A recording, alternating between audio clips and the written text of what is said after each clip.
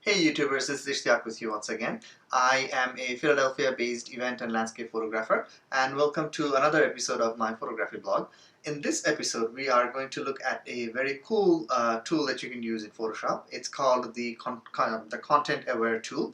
The reason we need this, and I'll show this in a demo just in a little bit, is that a lot of times we take a picture where the composition is good, but the elements within the frame are not exactly where we want them to be. And this tool is something that enables us to change that. And the picture that we're going to look at now, we have a wonderful framing, we have beautiful composition, but just one element in that frame is a little off from where we want it to be. So we're going to look at how we can fix this, how we can take that and move it to a different place, and how Photoshop will use its own algorithms to analyze what's around and then present us with something very useful. So we'll head on to the processing table and see how we can do this. Alright, so here we are in Lightroom again. Here we have a photo that has been taken by a friend of mine, and let's look at the information first. This photo, as you see, the first thing, it's been taken at 5 p.m. Right in the middle of summer. That's why it's really very bright, and it would be amazing if this photo were taken, say, 3 hours later, when there was going to be the golden hour. Well, that's not always possible because we're out there, we're hiking, and we need to utilize the best time of the day, which is often the afternoon. So let's see what we can do with the photo. Looking at the other information, everything here is perfect. You need to be at ISO 100 for a clean, noise-free image. The aperture has to be 8 or above, 11, something like that, so that you have a sharp depth of field, from front to back, and of course a very good fast shutter, so there's no camera shake as well. Exposure is perfect. Could probably be made into an HDR or something, but let's see what we have here and what we can do with this. Analyzing the photo, I personally, when I looked at it, I did not like what's right in front, but I liked the element that we have to the right, and I liked the element that we have to the left. And what can we do? Eventually, oops, sorry, I actually had it cropped for some reason. There you go. So that's the whole photo, and I personally, as I said, I like what I have here, and there's a shadow coming in here from someone else, that's or a post or something. If this could be avoided, if the photo could be taken from this location with the blooming flowers in front, or if it could be taken from here, maybe with just one or two of these, that may have been better. But this branch, this bush here, it doesn't give us as much appeal as the foliage that we have here. So aside from trying to process the photo, of course there are things we can do, and we can try a few simple things. What I'm really interested in is how can we move this. And to do that, let's say, just for the sake of it, let's go through the usual workflow. Let's reduce the highlights so we have a little more information in the sky. Let's open up so that we have some more information from the shadow areas. Press down Alt and move the whites and the blacks sliders just a little bit, quite a lot actually in this case, just to make sure that we don't go to the point that we have blown out pixels. Maybe a little bit of clarity if we want, maybe a little bit of vibrance if we want. That's it. So not much. Now if we want, we can play with tone curves. In a different episode, I'm going to talk about how tone curves can be used for days like this, situations like this. I've used it in other cases, but mostly in events, and there are ways of fixing it. If we want, we can come to the HSL panel, the hue, saturation, luminance. One of the things we can do is we can reduce the luminance of, we can turn the sky into more of a blue. But the problem with that, as you just saw, no thanks to the lag, but the problem with that, as you saw, is it turns the lower portion of the clouds into these gray, dark, shadowy areas that I personally don't like. So let's not do that. One of the options that we can do very quickly is to introduce an ND filter. Let's say, oh, I actually had something like this here. Let's delete whatever I had before. So yeah, we can introduce an ND filter here, and if we have something like this, I'm pressing down shift to make sure that it's perfectly horizontal, and I'm letting go. What this does, and I don't know why the other one was there before, what this does is it gives us a gradient, and the top portion is not so burnt out, but again, there are still some things. So there are ways of fixing it. Maybe one decision you can make is you can come to the effects and come to the dehaze slider and just play with it.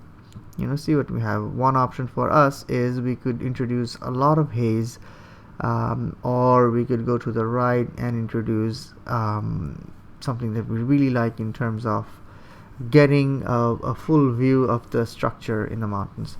That's completely up to your taste, and that can be applied selectively once we are in Photoshop. Unfortunately, we can't do that in Lightroom, but let's not worry too much about that. Let's just head over to Photoshop first. So edit in Adobe Photoshop, and instead of other sliders and what we can do, we'll focus on looking at how we can change the composition. We can remove the flowers, and after the fact we can't go and take the photo from that position, and of course you never know, if you moved in that location, the framing would not be so good. You may not have the mountains looking as good as you want. So we come here, what we do is, the first thing is we double click and then we hit OK so that the background layer is not locked anymore. Then we press Command or Control J, or just bring this here to create a copy, and that copy is what we're going to work on, and you'll see in a bit why we want a copy. It's always good to have the original in the background so that if something goes wrong, we can always always revert to that. So now coming here, the wonderful tool that we have in Lightroom, not in Lightroom, in Photoshop, is this area where you have the healing brush tools. Among those you have the content aware move, and what this does, let me brighten it up just a little bit for myself. So what this does is it allows you to draw around an area, then move it. So let's do that. And of course we have the transform on drop option, so this allows you to change the size and whatnot, and it's in move mode, it's not in extend mode, so you can do other things like that. There are lots and lots of options. Let's not go into too much of those right now. Let's look at the basics of how this works. So what I'm doing now is I'm simply creating a selection here, just a selection. Not sure if you can see the marching ants, those dotted lines. So let's see. I'm just drawing around this onto them here. Alright, so there's my selection. You can barely see it here, but once that selection is here, what we do is simply click and drag and place it, say, here. And of course we have the transform on drop option, so what we can do if we want is we can change the size of it. So if we wanted, we could have moved it closer to us and then increased the size, but if you do something too complicated, that will in turn complicate the blending process. So just as a demo, let me just leave it here and press enter, or we could have clicked on the check mark up there.